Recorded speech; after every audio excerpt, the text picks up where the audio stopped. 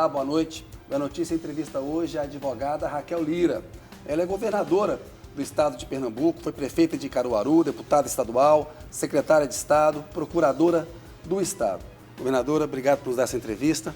É um prazer, Kennedy. Seja muito bem-vindo aqui à nossa terra. Prazer é meu, estou aqui no Palácio do Campo das Princesas, belo palácio. Lindo, então pode vir visitar, né? Sim, vou fazer umas imagens depois aí para o pessoal colocar e mostrar como esse palácio é bonito. Governadora, a gente está vendo o que está acontecendo no Rio Grande do Sul, é o assunto do país, né? É uma tragédia que começou no final de abril, com as chuvas fortes lá. A gente está vendo que ela continua, né? Está crescendo o número de mortos. No domingo atingiu 169, 56 pessoas desaparecidas ainda, mais de meio milhão de pessoas desabrigadas. Pergunto para a senhora, porque em maio de 2022, Pernambuco viveu um evento climático extremo semelhante. Aqui morreram 133 pessoas. Que medidas que o seu governo está tomando para mitigar, se adaptar a esses eventos climáticos extremos que a ciência diz que vão se repetir com mais frequência? É isso, primeiro, eu sempre me solidarizo com o povo do Rio Grande do Sul, né? Com o governador, meu amigo Eduardo Leite, né? Que tem passado um tempo de muita angústia, né? Para que consiga reconstruir o Estado ao tempo que ele vai buscando salvar vidas.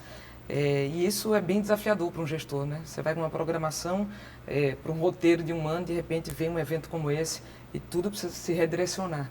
Aqui em Pernambuco, nós somos muito suscetíveis à questão dos eventos climáticos.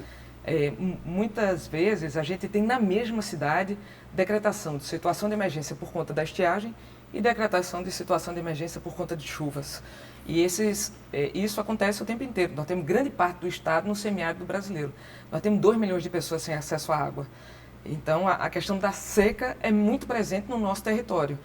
E, por um outro lado, quando você olha o exemplo aí de 2022, só no Jardim Monte Verde, que é um morro aqui entre Recife e Jaboatão, essas áreas limítrofes, elas sofrem mais, tendem a sofrer mais, porque é a ponta de um município com a ponta de outro, e acaba que ninguém toma de conta de um todo. E ali só morreram 43 pessoas. Então, eu vim sempre, quando cheguei ao governo, o fortalecimento, primeiro, de uma recriação de uma Secretaria de Recursos Hídricos, para que a gente possa trabalhar o combate à estiagem e garantir acesso à água para quem não tem água. 2 milhões de pernambucanos não têm acesso à água e nós somos o segundo pior racionamento d'água do Brasil. E Pernambuco tem uma característica que precisa de grandes adutoras para levar de algumas bacias a água para o outro lugar. A grande obra que está em andamento hoje é a obra da transposição de São Francisco. O braço leste da transposição é quem leva a água já chegando no sertão e agora no agreste pernambucano, que é de onde eu venho. Cerca de 2,5 milhões de pessoas vivem ali, mas submetidas a um racionamento muito forte. Teve cidade como uma cidade chamada Jataúba, passou 3 anos sem acesso à água na torneira. E agora a gente conseguiu, no PAC, colocar a obra da adutora do Agreste e a gente tem trabalhado muito, inclusive captando recurso externo e interno também dos nossos bancos de desenvolvimento para que a gente possa garantir que a água de São Francisco, que já chega ao Agreste, possa chegar na torneira da casa das pessoas. Se trata não só de água, muito menos de água para investir, mas sobretudo água para sobrevivência humana, para beber, para cozinhar, para lavar roupa e também para poder garantir mais competitividade na nossa economia. Por um outro lado, quando a gente fala da questão do Recife, por exemplo, da região metropolitana do Recife, é uma das 10 piores cidades do mundo, com mais risco de ser afetado por mudança climática, né? Seja pelo avanço do mar, seja pelas chuvas, a questão dos morros. As encostas, né? As encostas e morros, onde mora muita gente e são submoradias muitas vezes, sem qualquer garantia de segurança. Esses morros, tantas outras vezes, não tem esgotamento sanitário, então imagina que o esgoto ele vai molhando a terra o tempo inteiro e o risco de ceder é muito grande. Sim. E o que a gente tem trabalhado? Primeiro, a gente recriou a Secretaria de Recursos Hídricos, a gente fortaleceu a Secretaria de Desenvolvimento Urbano e a Companhia Estadual de Habitação. A gente criou aqui um programa de habitação chamado Morar Bem Pernambuco e fortalecemos a Defesa Civil. Tiramos ela daqui do Palácio, que funcionava dentro da Casa Militar, e colocamos ela dentro da Secretaria de Defesa Social, como Secretaria Executiva de Estado, para fortalecê-la. Ela foi submetida por muito tempo, de uns 10 anos para cá, a muitas operações da Polícia Federal. por desvio de doações vendidas, por desvio de recurso. E, bem, estava na hora de virar essa página e a gente começar um tempo novo aqui. Então, a Secretaria de Defesa Civil, junto com a Secretaria de Desenvolvimento Urbano e os municípios, mapeamos na região metropolitana somente 9.000 áreas de risco, nível 1, 2, 3 e 4. E foi em cima disso que a gente apresentou ao PAC, por exemplo, do governo federal, projetos para conseguir captar recursos para cá. Recentemente, o presidente lançou o resultado do processo e a gente conseguiu captar recursos, ao tempo que nós buscamos investimento via empréstimo, porque o Estado estava sem capacidade de investir com recurso próprio, e a gente, no Jardim Monte Verde, por exemplo, vamos fazer um investimento que será da ordem de mais ou menos 80 milhões de reais. Isso significa retirar, por exemplo, as pessoas de lugares que elas estão, remover partes inteiras da cidade, bairros inteiros? Onde é necessário, sim. Isso está fazendo já? Em Pernambuco, a gente está buscando o habitacional, a gente criou o Morar Bem. O Morar Bem é para que a gente possa focar também nas áreas de risco, as pessoas que estão em auxílio aluguel há muito tempo, ou que estão em áreas muito críticas, elas possam ter para onde ir. O Estado não tinha uma política de habitação, e a gente criou uma política de habitação, colocando recurso, buscando esse olhar mais diferenciado para as áreas mais críticas e podendo garantir à população que ela sendo retirada do seu lugar para entrar em auxílio aluguel, ela tem uma casa de destino, porque nós temos pessoas que estão há 15 anos de auxílio aluguel e nunca tiveram direito à sua casa, ao tempo em que a gente tem gente que mora em área de extremo risco e ainda conseguiu sequer receber auxílio aluguel. Então, o nosso propósito é ir trabalhando para que a gente possa ir acabando com palafitas e com submoradias, mas não é uma coisa simples. E isso a senhora está combatendo como? Porque a Casa Civil ela fez um levantamento que falou que tem 106 municípios vulneráveis a eventos climáticos em Pernambuco. Pernambuco tem 9,3 milhões de habitantes, mais ou menos 1 milhão de pernambucanos vivem numa situação que tem algum tipo de risco. Esses 53 municípios, incluindo o Recife, são mais críticos.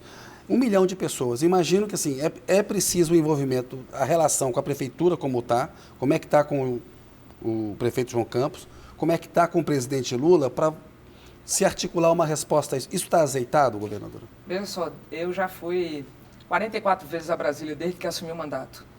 Existe relacionamento do governo de Pernambuco com todos os ministérios e com o presidente Lula. Eu disse ao povo de Pernambuco que iria bater a porta do presidente da República na primeira semana do nosso governo e assim foi feito. Sim. Um dos temas que a gente trata, inclusive foi esse o objeto do edital do Ministério da Cidade, sobre morros, encostas, urbanização de favela. A gente tem trabalhado muito nisso. A gente conseguiu, por exemplo, cerca de 170 milhões de reais para a urbanização de uma área entre Recife e Olinda, eu falar aqui, entre Recife e Jaboatão, depois entre Recife e Olinda, onde a gente vai fazer a dragagem do Rio Beberibe, vamos construir 700 moradias para quem hoje mora em área de risco, tirando as pessoas de palafita, tirando as pessoas de submoradia, para garantir um lugar seguro. Nós estamos retomando habitacionais desde o início do ano passado, cujas obras estavam paralisadas há mais de 10 anos, e as pessoas morando em área de risco. Entregamos aqui no Recife, em Olinda, em Recife, Jaboatão, Caruaru, retomamos obras em Serra Talhada, em Bezerros, ao tempo que conseguimos captar novas moradias. A gente tinha destinado para Pernambuco, em princípio, do Ministério das Cidades, algo em torno de 7 mil moradias. A gente conseguiu captar 11 mil.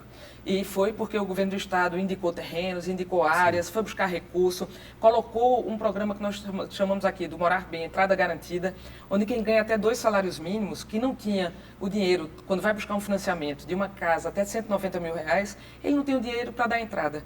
A gente fez um diagnóstico junto à Caixa Econômica Federal, em média essas pessoas precisavam dar de entrada entre 15 e 20 mil reais. Então o nosso Estado está pagando até 20 mil reais por moradia, para que as pessoas tenham direito a morar num lugar decente, é subsidiado. A gente já tem cerca de 2 mil pessoas que tiveram direito à sua casa nova. Na nossa vitrine virtual tem mais de 7 mil imóveis que estão disponíveis à população, através do programa Entrada Garantida, poder ter acesso à sua moradia. Então a gente está trabalhando em obras de dragagem, retomando, por exemplo, aqui na cidade de Olinda, tinha uma obra muito emblemática chamada o Canal do Fragoso, que beneficia cerca de 150 mil pessoas e que a obra estava há pelo menos 15 anos sem conseguir ser entregue. E a gente conseguiu dar velocidade à obra, inseri-las no PAC e agora a gente já está até com a última etapa já sendo licitada. Então, as coisas estão caminhando, temos um foco muito grande para trabalhar resiliência climática e a gente tem buscado, olhando para o combate à estiagem, conseguimos captar 300 milhões de reais para a agroecologia junto ao FIDA e ao BNDES. Agroecologia, para trabalhar na Caatinga, para trabalhar na nossa região de Mata Atlântica. Esse ponto é muito importante. Desculpe interromper a senhora, o último entrevistado do programa foi o Gilvan Sampaio, que é coordenador de Ciências da Terra do INPE. Ele falou, apesar da gente dar muita atenção para esses eventos climáticos extremos de chuva, o problema mais grave no Brasil é a estiagem, a seca, e o INPE captou desertificação no Nordeste pela primeira vez. Em Pernambuco também. Petrolina é uma das cidades, e 5 são da Bahia. A senhora estava falando desse ponto da agroecologia. O Gilvan e os especialistas dizem, governadora, que os planos diretores dos municípios têm que mudar a legislação, tem que ter contrapartida ambiental. A senhora está pensando numa articulação para fazer isso? Isso já está acontecendo em Pernambuco? A gente, das nossos primeiros encontros com prefeitos, a gente reuniu as áreas de maior risco de desabamento, onde sempre tem chuvas, enchentes. Então, fomos visitar com a Defesa Civil, trabalhar o município para, no momento da emergência, ele conseguir saber qual é o roteiro que ele precisa cumprir, localização dos abrigos, o alarme para a população, para poder se deslocar do seu lugar, que é área de risco, para ir para um lugar seguro, construindo planos de defesa civil para os estados e investindo o recurso do estado para isso. Fizemos o maior investimento nos bombeiros dos últimos 10 anos. Compramos 23 milhões de equipamentos, mas equipamentos para que a gente possa identificar se houver soterramento, para que a gente possa identificar, comprar jet ski, botes, equipamento de uso individual, que faltava a Pernambuco. E a gente tem feito um investimento, trabalhando as defesas civis municipais. Nosso próximo passo é comprar equipamentos para eles, junto com a Guarda Municipal e a Defesa Civil local.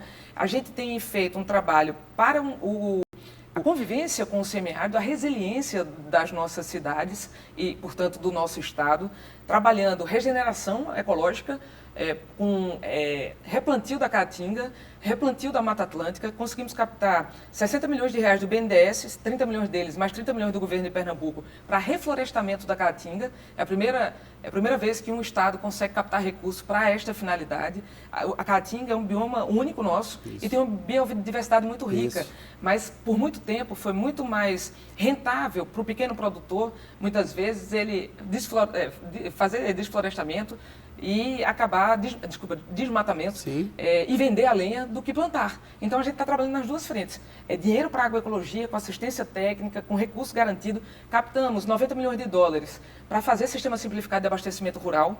Isso vai fazer com que a água possa chegar nas áreas mais críticas de acesso à água e, com isso, fixar a população no campo.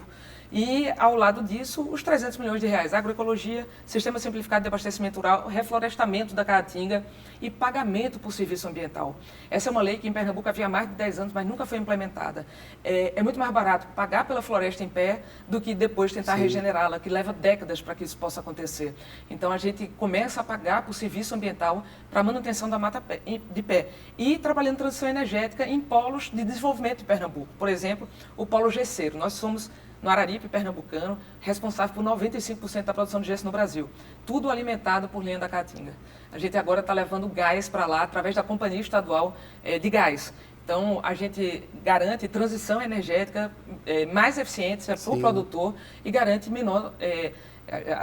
Eles buscavam antes a 10 quilômetros, 20 quilômetros, agora eles estavam buscando lenha a 800 quilômetros, porque já não tinha mais Caatinga para desmatar, entendeu?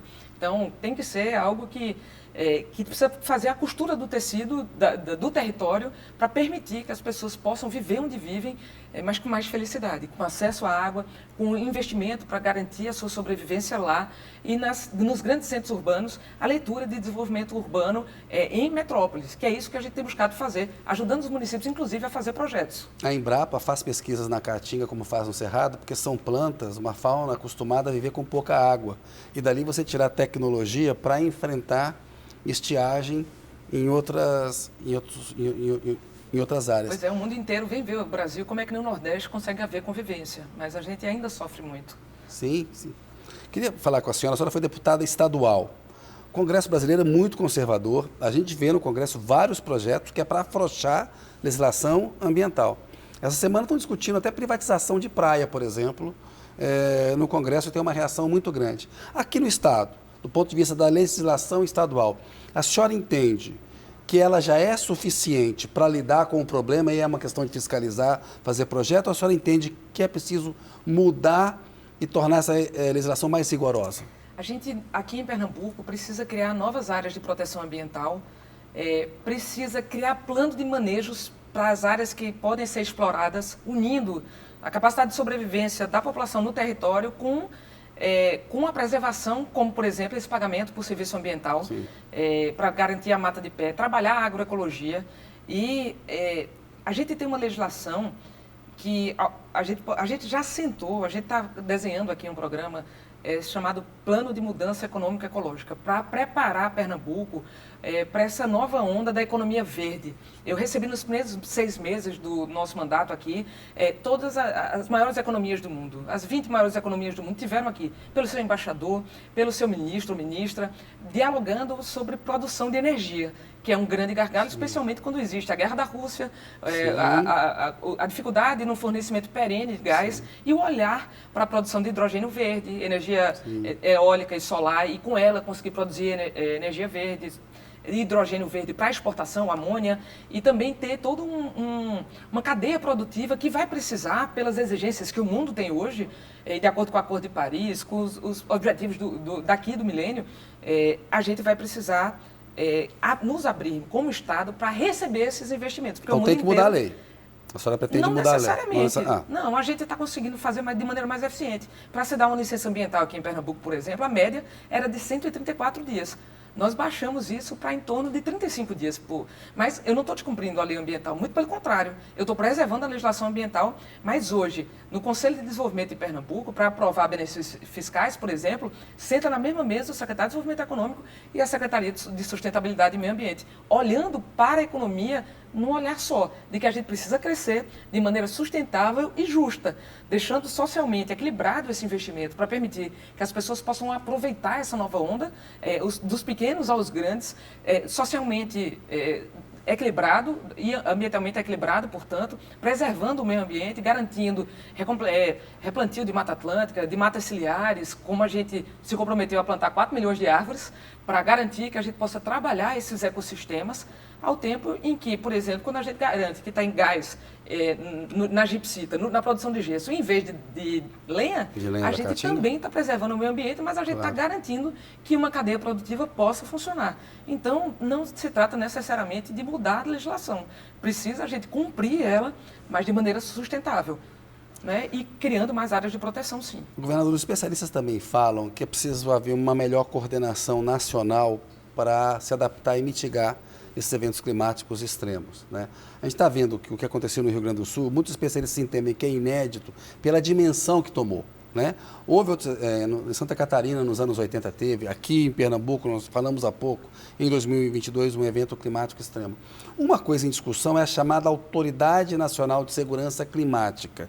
A senhora tem simpatia pela ideia? Acha que o Congresso deveria aprovar? Como é que a senhora vê essa questão? Eu tenho simpatia, sim, pela ideia. Penso que a gente tem que ter uma coordenação federal para isto. Quando acontece um evento climático como esse, quem chega muito perto dos municípios e dos estados é o Ministério da Integração Nacional, junto com as suas defesas civis. A gente tem que fazer relatório de danos, de impacto, para conseguir recurso, mas isso é muito pouco. Por quê? Porque a gente precisa trabalhar grandes planos de macrodrenagem, microdrenagem. O investimento ele precisa ser capitaneado a partir diante de uma estratégia maior de garantir mais investimento em resiliência das cidades. E muitas vezes a gente acaba desperdiçando oportunidades, captando recursos, mas não direcionando para isso. Para morros e encostas, para tornar a terra mais adaptada, para permitir o escoamento da água, para poder fazer escolhas melhores no momento em que a gente vai fazer grandes investimentos que demoram muito tempo e que gastam muita energia, como macrodrenagem, ele precisa ser feito. A região metropolitana de Recife não tem um plano de macrodrenagem, por exemplo.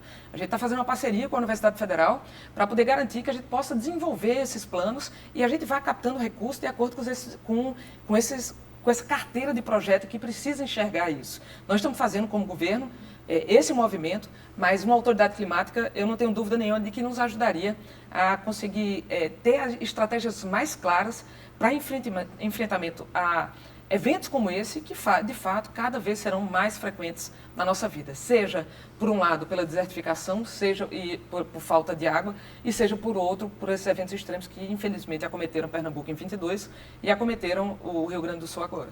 Governadora, o governo federal anunciou uma suspensão dos juros da dívida do Rio Grande do Sul. Isso dá um alívio fiscal para o Eduardo Leite e para o governo do estado enfrentarem o desastre climático que acontece lá.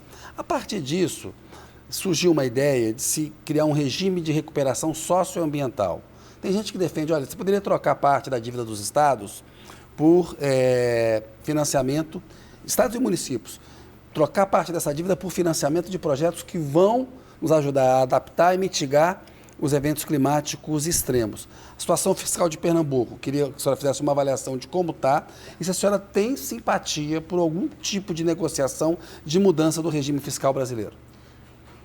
A gente tem a nossa federação, ela é muito desequilibrada, né? Os recursos ao longo do tempo, nas últimas décadas, que eram partilhados na sua maioria entre estados e municípios, hoje estão concentrados na União, no governo federal. Isso fez com que recursos chegassem menos na ponta. Mas qual a decisão melhor para poder investir esse recurso? Eu sou favorável a que a gente abra uma carteira de possibilidades. O problema é que hoje eu vejo agora um edital, por exemplo, do Ministério das Cidades que dialogou com isso, mas isso precisa ser sistemático. A gente conseguiu, você me perguntou que tipo de investimento nós estamos fazendo. Nós retomamos obras de barragens em Pernambuco que estavam paradas há 10 anos. Barragens para contenção de cheias. E paradas por quê? Por falta de dinheiro, por descaso? Qual que era o motivo? Eu digo que por falta de decisão política. Né? Pode ter havido paralisação de recursos no passado, mas 10 anos sem andar um passo as obras. Por que não se direcionou recursos para estas obras? A gente conseguiu colocar essas obras no PAC e, por exemplo, aqui em Pernambuco, entre 2010 e 2014, houve 2 grandes enxurradas que maltrataram muitas cidades. Cidades foram totalmente também cobertas, não é? E houve ali, em tempo recorde, o governo, na época de Eduardo Campos, conseguiu fazer projetos de grandes barragens. Inclusive, a gente está fornecendo a tecnologia agora, estamos trabalhando com a ANA para ajudar o Rio Grande do Sul a fazer projetos de barragem. Mas sendo que das 5 projetadas para a contenção dos rios, nas cheias, só uma foi executada pelo governo Eduardo. A gente já retomou, refizemos o projeto, atualizamos, retomamos mais uma, estou assinando o contrato de mais outra agora em junho, e no seguinte semestre eu consigo fazer com o trabalho que a gente tem feito com o nosso time interno, porque a gente trouxe pessoas aptas a fazer projeto para que não demore tanto a licitação, e a gente conseguir retomar as obras das 2 barragens. E os recursos vêm de onde? Governo Esses federal? Esses são do PAC. Esses são do PAC. BID, tem... Mas aí a gente batemos recorde de captação de recursos no ano passado. A gente, pela primeira vez na história, Pernambuco consegue captar todo o recurso que tinha disponível, que foi da ordem de 3,4 bi. Que para muitos estados do Sudeste brasileiro muito pouco, mas para Pernambuco é muito. A gente investiu ao longo dos últimos anos, à exceção do ano de 2022, que houve um aumento, algo em torno de 1 bilhão e 300 milhões. Hoje, a gente já tem uma carteira de projetos que vai avançar muito, muito mais do que foi feito nos últimos anos. E isso a gente contou com o empréstimo da Caixa Econômica Federal, com o empréstimo do Banco do Brasil, com o empréstimo do novo Banco de Desenvolvimento dos BRICS, com o empréstimo do Banco do Nordeste brasileiro. Estamos captando empréstimo junto ao Banco Mundial, esse do Programa de Saneamento Ambiental Rural, de 90 milhões de reais, com o Banco Mundial. Então, a gente está diversificando as carteiras de projeto. Tem empréstimo que sai mais rápido, como dos bancos públicos brasileiros, mas há um juros mais altos e uma carência menor. E outros que são mais longos, com a carência maior, mas que os projetos demoram mais a ser aprovados. Portanto, a gente está agindo nas 2 frentes. Né? E a gente recebeu o Estado em situação fiscal muito ruim. Tinha uma indisponibilidade, a gente estava devendo menos 350 milhões quando eu cheguei ao governo. E a gente fechou o governo anterior com 650 milhões de déficit. Então, o que é que a gente fez no primeiro ano? Reduziu o gasto de custeio, apertou o cinto e fomos o segundo estado do Brasil que mais reduziu o custeio. A gente só perdeu para São Paulo. E a gente conseguiu, enquanto todos os estados aumentaram o custeio, a gente reduziu o nosso em 5%. Então, a gente tem uma clareza muito grande que a gente precisa equilibrar as contas e a gente não diminuir o investimento nas áreas mais importantes, educação, saúde, assistência social, muito pelo contrário. A gente aumentou e muito o volume de investimento. Mas o que a gente está fazendo agora, trabalhando para equilibrar as contas, porque por conta da virada de ano de 22 para 23, com o caixa deficitário, a gente perdeu a Capab B para C. E com isso a gente tem menos possibilidade de pegar recurso e menos possibilidade de pegar recurso com o aval da União. Então, estamos trabalhando para recuperar a Capag, fizemos o dever de casa e vamos garantir que Pernambuco consiga, porque grande parte do que a gente pega de empréstimo também a gente consegue dar contrapartida ao governo federal para que ele não bote o dinheiro inteiro. Ele me bota 100 milhões, eu boto 100 milhões. Sim. Ele bota 50 milhões, eu boto 50 milhões. E assim a gente vai fazendo jogo de ganha-ganha. A gente retoma obras, garante conclusão de obras e faz obras novas para permitir que Pernambuco volte a crescer. Ô, governadora, o Lula cobra os 100 bi prometidos na Copenhague, na COP15 em Copenhague em 2009. Os 100 bilhões de dólares que os países ricos, que já se desenvolveram, que já poluíam, dariam para os países em desenvolvimento, para os países pobres, para compensar a redução das emissões de gases de efeito estufa, para a gente evitar o aquecimento do planeta em 1,5 graus. O ano passado, o planeta já está aquecido em 1,5 graus. Nós já estamos, por isso que virou emergência climática. É muito difícil esse dinheiro vir. Agora o Haddad e o Lula estão defendendo esse imposto dos bilionários, inclusive para usar para combater a emergência climática. O que a senhora acha dessa ideia? A gente tem que discutir fundos de financiamento, sim. A gente precisa ter, e vamos evoluir para isso. Aliás, já estamos. Os bancos internacionais, eles já estão emprestando com o viés de trabalhar um desenvolvimento sustentável. Então, daqui a muito pouco tempo, a gente só vai captar recursos para investimentos que consigam ter um olhar mais abrangente, de justiça social e de responsabilidade com o meio ambiente, e de desenvolvimento sustentável. Então, essa já é uma realidade do mundo, captar recursos com esse viés. Aqui no Brasil, a gente tem dificuldades de ter fontes permanentes de financiamento para permitir investimentos em infraestrutura que permitam a gente ser mais resiliente à mudança climática. Isso. Fazer transição energética. Aqui no Nordeste tem planos de investimento e de recursos do FNE, por exemplo, via Sudene, para poder financiar usinas eólicas, solares, mas ainda é muito pouco diante do que a gente precisa só financiar usina. A gente precisa investir em ciência, tecnologia, inovação, garantir que a nova economia possa chegar no Nordeste brasileiro e no Brasil como um todo, porque nós temos ambiente jurídico seguro, a gente tem condições climáticas, temos portos que permitem poder chegar, como o Porto Suape, por exemplo, que está sendo aprofundado com dragagem para garantir que grandes navios a gente possa utilizar também, não só para abastecimento através de hidrogênio verde, mas também para toda a cadeia produtiva, para exportação daquilo que a gente produz com energia verde. A gente precisa de fontes de financiamento. De onde elas virão, carece de um grande debate nacional. Agora, o debate não pode demorar muito, porque a emergência já chegou, né? Então, o enfoque em que todos os financiamentos, que ganhem mais ponto para aqueles recursos que são voluntários, para direcionar para isso, inclusive no que diz respeito às emendas parlamentares, para a gente poder direcionar para obras e ações como essas, porque houve um crescimento importante dessas verbas e é importante que elas possam dialogar também com um crescimento sustentável, né? Muitas vezes a gente vê o que é importante, grande parte dessas obras se dirigindo para asfalto nos municípios, mas não isso é importante, mas é muito importante também que a gente consiga fazer a adaptação das cidades. E, por exemplo, tem escolhas que podem ser feitas do tipo de pavimento que você usa para esquentar mais ou não, para você ser mais atender melhor as vidas que estão ali, o bioma, do que asfalto. Então, eu acho que a gente tem como fomentar isso de diversas formas e acredito que está todo mundo aberto para isso, porque está todo mundo sofrendo na pele. Se não foi hoje, vai ser amanhã. É isso. Governadora, eu quero falar um pouco com a senhora sobre Petrobras.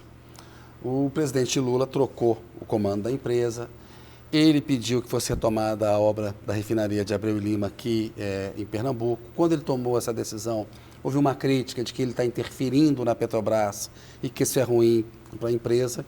E tem um desejo do governo, hoje muito claro para mim, majoritário lá, de extração do petróleo da margem equatorial, né? O que esse petróleo extraído pode ser refinado, por exemplo, no futuro em Pernambuco. Pergunto para a senhora, a retomada de Abreu e Lima foi uma decisão correta e qual é a opinião da senhora sobre extrair o petróleo da margem equatorial? A retomada, a gente tem aqui a região metropolitana sul de Pernambuco, que há 14, 15 anos atrás sofreu um boom de economia. Lá estavam sendo construídos estaleiros, a refinaria da Petrobras na sua obra, o primeiro trem dessa refinaria empregou muita mão de obra. Depois a gente teve um declínio absurdo, queda da economia, Pernambuco foi perdendo espaço também, ao tempo que no Brasil tivemos crises e no mundo. Foi uma década perdida no Brasil, né? Pernambuco também perdeu espaço em relação aos seus pares no Nordeste. A gente foi perdendo terreno, Alagoas investiu mais que Pernambuco de receita corrente líquida, 20%, a gente vai numa margem de 3%. Então, nós fomos perdendo essa capacidade, viramos campeões de desemprego no Brasil, disputando com a Bahia, primeiro e segundo lugar. E a gente garantir investimentos que permitam a gente voltar a crescer é muito importante, para garantir empregabilidade, mais dinheiro circulando. No caso da Petrobras, o segundo trem da refinaria, ele garante um investimento em Pernambuco da ordem de 6 a 8 bilhões de reais. Serão empregadas na mão de obra cerca de 20 mil pessoas. E esse novo trem da refinaria, ele já tem tecnologia suficiente, inclusive, quando for implantado, para trabalhar com biodiesel, para trabalhar com bioenergia, com biomassa. Sim. E a gente tem muito potencial para isso. Haja vista a questão do bagaço da cana e de tantos outros insumos que hoje já conseguem... O projeto do hidrogênio verde é muito legal, né? Porque o resíduo é a água, então ele é muito sustentável. Tem muitas montadoras querendo investir nesse carro híbrido para o futuro do hidrogênio verde. Mas desculpa, interrompi a senhora. Mas é isso. Então, assim, a volta da refinaria aqui para Pernambuco é muito importante, inclusive assim, para a região como um todo. A gente está fazendo a dragagem do porto, externa terminou, a interna nós estamos fazendo agora, para permitir que navios possam chegar aqui com sua margem total do que pode trafegar dentro do nosso porto de Suape, que é um porto industrial é um espaço industrial e portuário. E a gente, você perguntou também sobre a questão da exploração. Da margem equatorial. Olha, eu não tenho conhecimento suficiente para opinar sobre isso. Eu sei que tem muitos estados, inclusive nordestinos, trabalhando para que isso possa acontecer. Eu entendo que qualquer exploração de petróleo, de combustível fóssil, ela precisa garantir a proteção da vida marinha ali. E creio que, se liberado, será dentro de um ambiente seguro, né? E eu acho que essa é a nossa luta. Se houver exploração, que seja uma exploração sustentável. Parece meio uma dicotomia, né? Mas a gente ainda vai conviver com combustível fóssil por alguns anos, né? Cada vez mais está se exigindo mais que a gente faça logo a migração, mas a gente não está preparado para fazê-lo, especialmente a Europa... O argumento, desculpe interromper, contra explorar é o seguinte: o Brasil lidera a agenda de energia verde no mundo, de transição energética. É uma contradição ele furar mais poços de petróleo. Esse é o argumento contrário. O argumento favorável é o seguinte: eu preciso fazer isso para financiar a minha transição, porque os ricos já extraíram. Então, assim, ou há uma compensação internacional para não extrair, porque senão fica uma discussão também que... Etéreo. Exato, não vai chegar a lugar nenhum. Não chega a lugar nenhum. Eu sou sempre disposta, eu sempre defendo que a gente bote a bola no chão, que veja todas as alternativas que a gente tem e possa fazer uma escolha melhor. É claro que a escolha melhor seria não produzir mais, mas o mundo vive hoje com combustível fóssil. A escolha melhor seria parar de emitir gases de efeito estufa imediatamente, claro. Né? Mas é impossível fazer agora. Mas a gente tem um caminho para que isso possa acontecer. Isso, agora, as decisões precisam ser tomadas hoje. Isso. Né? Do que a gente vai fazer com nossas frotas, de como serão abastecidos os navios, as aeronaves, de como a indústria será abastecida. E esses grandes poluentes, a proteção dos nossos biomas, e os grandes poluentes sendo parte da solução. O Acordo de Paris, eu estive agora na COP de Dubai, agora pretende envolver estados e municípios. Por quê? Porque se deram conta, o que é óbvio, que as coisas se acontecem no território de uma cidade, de um estado, e que se não houver o envolvimento de todos os entes, as coisas não vão sair do lugar. Mas o que eu espero, e vamos trabalhar para isso, é que na COP do Brasil, que vai acontecer em Belém, a gente consiga trazer uma agenda de decisão real, e não a gente fique postergando 2 anos, mais 2, mais 2, mais 2, e não se comece a fazer. Ao tempo inteiro prometendo recurso, esse financiamento internacional ele é fundamental para que aconteça. A gente precisa dessas fontes de financiamento, mas com objetivos muito claros, com propostas claras e que tragam resultado num curto espaço de tempo, apesar de que a regeneração de tudo demora. Mas se a gente consegue determinadas indústrias, determinadas decisões serem tomadas agora, eu não tenho dúvida nenhuma que para frente vai ser muito melhor. De licença para a senhora um minutinho. A notícia volta daqui a pouco com Raquel Lira.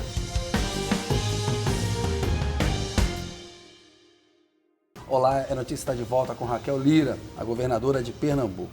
Governadora, nós avançamos muito no tempo, estamos com pouco tempo nesse segundo bloco, mas eu quero falar de política com a senhora. A senhora é do PSDB, o PSDB faz oposição ao governo Lula.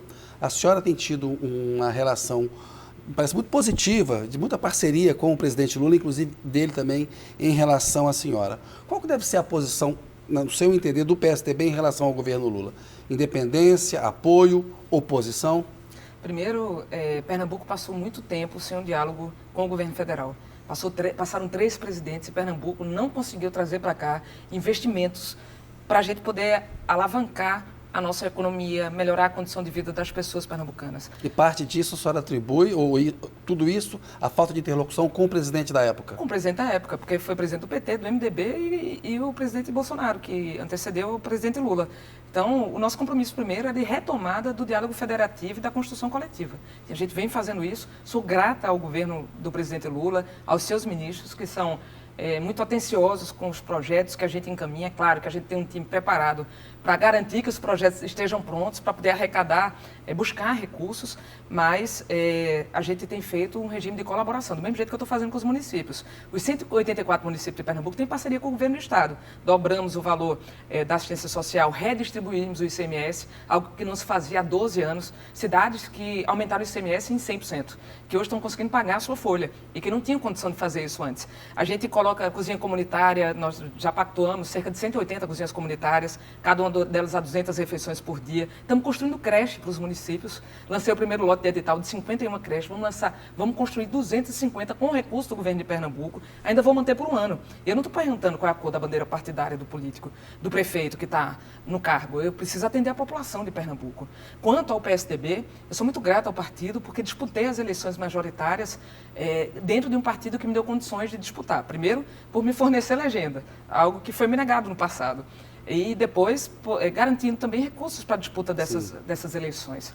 Eu discordo da posição de oposição do PSDB, eu já tenho isso muito claro colocado na executiva do partido, para o presidente do partido. Penso que nesse momento que o Brasil precisa de união, a gente devia trabalhar como independente e ajudar naquilo que é necessário e criticar aquilo que precisa criticar. Mas não como uma oposição sistemática, né? Eu defendo sempre isso. E creio que o PSDB vai continuar ajudando e vou continuar por dentro do partido lutando para que essa independência possa se fazer verdade. A senhora está no seu primeiro mandato como governadora. É natural uma candidatura à reeleição. A senhora já tomou essa decisão? A senhora será candidata à reeleição? Olha, eu sempre digo assim que um processo de reeleição depende muito da vontade do povo, de quanto a gente vai conseguir chegar na vida deles. Né? As alianças políticas são de extrema relevância. Os nossos aliados estão aqui com a gente, mas tem que ter sentido para a população e para mim também. Eu fui eleita para mudar Pernambuco. Né? Passou por um processo de 16 anos de um partido no poder e agora se decidiu por um processo de mudança. Sim. Separando os 8 anos de Eduardo dos 8 anos seguintes, porque foram momentos distintos da nossa economia e da vida de Pernambuco, mas era um partido só. E agora a gente vem dentro de um viés de mudança que é difícil fazer. Mas que ao ser feita, como a gente já começa a fazer, a gente começa a mostrar a que viemos. A senhora tem uma visão mais positiva do que negativa da época do Eduardo Campos no governo, é isso? Eu tenho uma visão mais positiva, especialmente durante seu primeiro mandato. O Eduardo foi muito transformador e isso reverberou no seu segundo mandato, onde ele conseguiu ainda trabalhar muitas obras que estavam em andamento naquela ocasião. Os serviços públicos foram melhorados em Pernambuco, infraestrutura, geração de emprego. Depois? Aconteceu. Essa falta da interlocução federal, a senhora achou que pesou? Pernambuco entrou para trás. Acho que faltou liderança política também. De conseguir levar o Estado para um momento de união. Sim. Né? E é isso que nós estamos buscando fazer. E essa mudança de postura também, para dizer que parceria com os municípios, com o governo federal, precisa ter. Porque o dinheiro está concentrado. E onde nós vamos buscar? E quem aprova nossos empréstimos? Isso não se trata de um adesismo. Isso se trata de relação federativa. Sim. E que a gente possa ser um país, um estado pobre, de uma região pobre, onde 2 milhões de pessoas ainda passam fome, no nosso estado, onde 2 milhões de pessoas não têm acesso à água. Como que a gente não vai buscar trabalhar por investimentos que sejam estratégicos para o crescimento do Nordeste de maneira sustentada? É isso a Transnordestina, a transposição de São Francisco, rodovias, que são importantes para a alavancagem dos nossos investimentos e permitir à população ter melhor qualidade de vida aqui. Governador, está acabando o nosso tempo, mas eu queria uma avaliação da senhora, como que o 8 de janeiro de 2023 vai entrar para a história, aqueles atos de destruição ali na Praça dos Três Poderes. Qual que é a avaliação da senhora? Como um episódio que não pode se repetir no Brasil. É um ato atentatório à nossa democracia. Nós temos tradição democrática de convivência pacífica. Os ânimos, ao longo dos últimos anos, foram muito acirrados. Uma luta política muito polarizada. mas a população, em sua grande maioria, ela está aqui, né? Ela não está nos extremos. E o que a gente precisa é conseguir fazer concertação, unir a população do Brasil em torno de um propósito, e a classe política também, né? O 8 de janeiro, para mim, é uma página que precisa ser virada da nossa história e nunca mais relida, né? Defendo as instituições democráticas, nasci num ambiente democrático, com muita honra. Meu tio Fernando foi o ministro da Justiça que acabou com a lei da censura no Brasil. Eu estava lá no teatro naquele dia, era muito pequena, mas ainda guardo recordações. E defendo irrestritivamente a luta democrática, o direito de crítica, fazer oposição, ok. Agora, o que a gente não pode viver é com um ambiente de disputa violenta, isso não. A senhora é uma mulher na política. Eu queria uma avaliação da senhora sobre o caso Marielle Franco. A gente está vendo agora chegar a uma elucidação completa, né? A gente viu no último domingo revelações lá no Fantástico da Globo sobre a delação do Rony Lessa. Qual que é a importância de se elucidar esse caso, na opinião da senhora, governadora? Primeiro que o que está visto, né, se trata de crime organizado e que está permeado dentro das estruturas públicas, né? E a gente tem que combater isso de maneira irrestrita. O caso de Marielle era uma jovem negra de periferia. Ela é o tipo de mulher absolutamente legitimada para ocupar o cargo que ocupava ou qualquer um outro. Mas para mulheres é mais difícil. Por que ela? Eu não quero, não é para matar ninguém. Isso não pode ser prática para ocupação de território, ter a morte de uma parlamentar envolvida nisso. A elucidação é muito importante para que não se tenha um sentimento de impunidade diante de algo tão sério e que, mesmo que eu não a conhecesse pessoalmente, mas a vida, né, todos os brasileiros e brasileiras sentiram a morte dela, porque podia ter sido um de nós, podia ter sido uma de nós.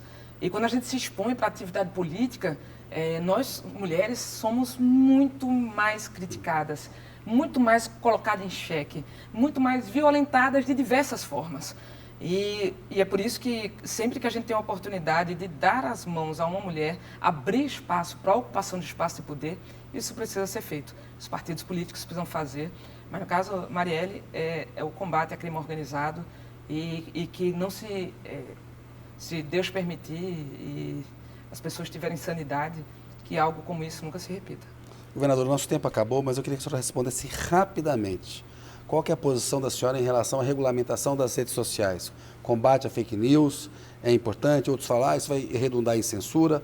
Os jornais têm uma regulamentação, as redes sociais não têm. Rapidamente, como é que a senhora vê isso para a gente fechar a entrevista? Países europeus e países do primeiro mundo já regulamentaram redes sociais. Isso não quer dizer, dependendo do tipo de regulamentação que exista, que precisa ser debatido fortemente, que você está impedindo a comunicação livre. Muito pelo contrário, você está impedindo a disseminação de conteúdos que não podem ser disseminados. Por um lado, fake news, mas por outro lado também o que se atinge muito fortemente as nossas crianças e adolescentes. Quantas crianças que a gente vê caindo em depressão, sendo estimuladas a práticas de atos que são dentro do que se chama de deep web.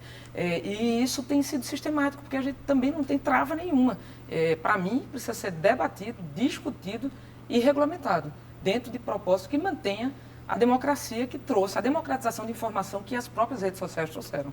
Governadora, agradeço muito a entrevista da senhora. Eu agradeço, querido, um prazer. Prazer foi meu, boa noite. Até uma próxima aí. Até a próxima. Boa sorte no seu trabalho, Obrigado. Importante aí. Obrigado.